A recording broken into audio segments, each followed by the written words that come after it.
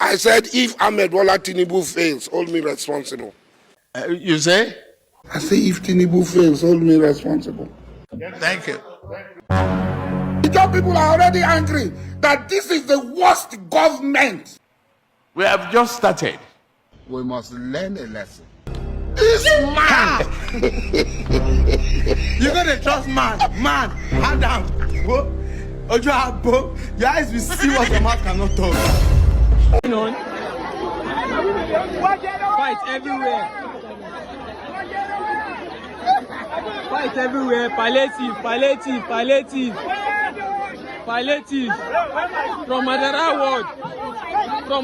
Ward. See, they run with the bag. Then they steal the bag. They don't steal them. They don't steal the bag. Palliative, then they run with the bag.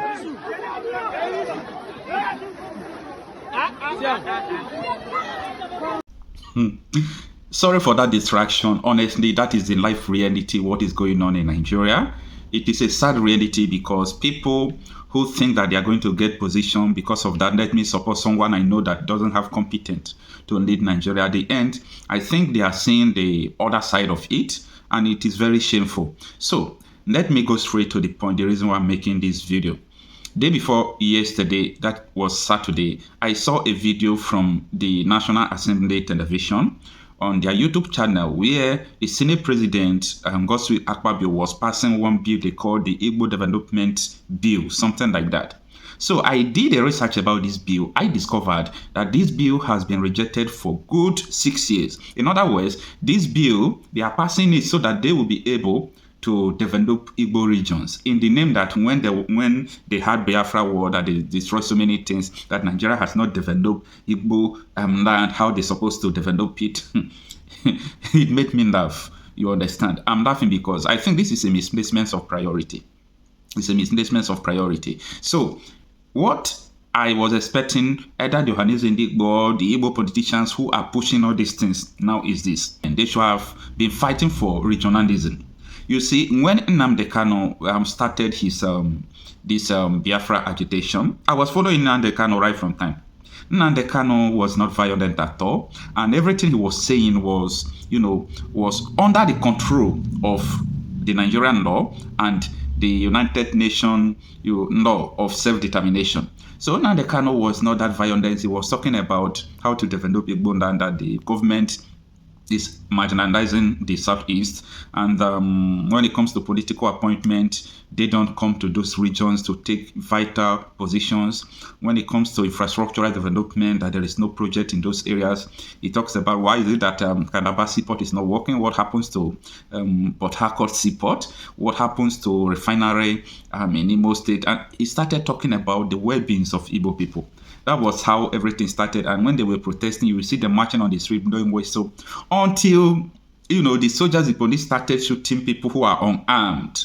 That was where everything escalated. So anybody that is telling you story, not more than what I'm saying now, anybody that is telling you story more than what I'm saying is a lie, because this is how everything started. Everybody in Nigeria knows that Nnamdi Kanu is not the problem. Even Sunday Igboho, now he's back to Nigeria. Everybody knows that that man is not the problem of Nigeria. So I think the Igbo elders, whether Ohanaeze, I don't know to whom it may concern, I think they are supposed to do more of what we are seeing that they are doing. I think this period of time that Nigeria has seen themselves in is what have been, foreseen by the likes of Nnamdi Kanu. They predicted what is happening today. And I think this is what they saw that made them to begin to fight for the future of their people. But if we are still asking the same question that the likes of Nnamdi Kanu, Sunday Igboho, and the rest of them are asking, I think we should also be thinking like them. And some of the questions are, why are we hungry in Nigeria? Can you just answer the question, why are we hungry? Why? Is it because we don't have the resources, the human resources, the natural resources, or we don't have, what do we not have? The crude oil in Niger Delta is enough to transform the whole West Africa if we have the right kind of leadership and mindset. So when we are talking about regions controlling their resources, it is very crucial. It is very crucial in the sense that in Nigeria we have different kinds of mineral resources, but federal government just focus on oil. Then Who is digging our gold? Who is benefiting from our gold? Nobody's talking about those things. Nigerians gold, gold in, that was Zamfara, yes. It was Zamfara they discovered gold. It's even more than the gold in Ghana. So what are we not talking about? Only thing they did was to sponsor terrorism there, to scare people away and begin to mine in the Gandhi, the gold there. So who is deceiving who? What are we not talking about? So if people are talking bad about these people who are agitating for self-determination, I look at them with one eye because I said, these people, are they really asking, the good or necessary questions? Because if you are asking questions, you should ask questions that could provoke your thought, that could provoke your mentality. Why are we poor? Why do we have out-of-school children? Why do we not have free education? Why do we not have free healthcare? Why is it that politicians are not patronizing our healthcare? Their children don't go to Nigerian institutions. Even the Minister of Education can't go to public institutions. Their children can't patronize public institutions. Who is deceiving who? We should ask questions. The kind of questions that Nnamdi, Kanu, all those people were asking. Why are we poor? If you have traveled out of Nigeria to other countries, you will understand what it means to have a nation. You will understand. So when they rate Nigeria like the second worst country that is being threatened by insecurity, people say, oh no, that was wrong. It's not wrong. Move around the world and see where you call a country. Where people will come from other country and invade your country and kill people and go away without nobody asking questions. Is that a country? That is not a country. But you know what? We are going to learn in a hard way. Nigerians will learn in a hard way. I mean hard way. H-A-R-O-D. We are going to learn in a hard way. We are going to learn in a hard way. Since we don't want to learn peacefully, we don't want to learn by doing the right thing, so many people colluded to put us in what we are in today, just to make sure that Tinubu will emerge. And look at the sufferings that have put people.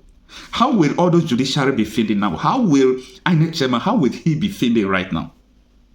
Him fully knowing well what he did, how he switched off the IREF, everything he did, he knew. How will he be feeling? If they even have heart, I don't really know. How will he be feeling?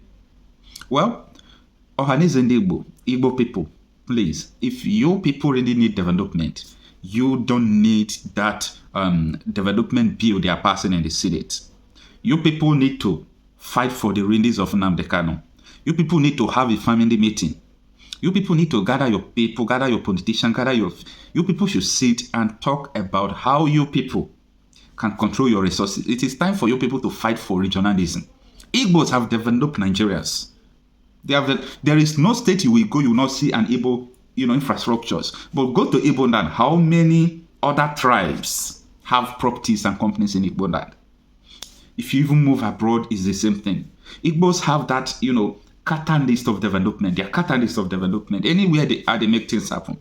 So, if the Igbo people, the Southeast, can have their own, regional development strategies, have seaports, have airports, have everything they could have, I believe that, other nations will be trooping in there for anything you could think, because those people are blessed by God. So that is what I'm telling the Igbo elders. What they should do right now is to make sure they get Mazen and the Kanu released from them.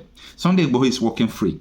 Even when the heat of the federal government during Buhari fighting him, the Yoruba elders were behind him, going on that. But when it was time of Nnamdi Kanu, he was betrayed.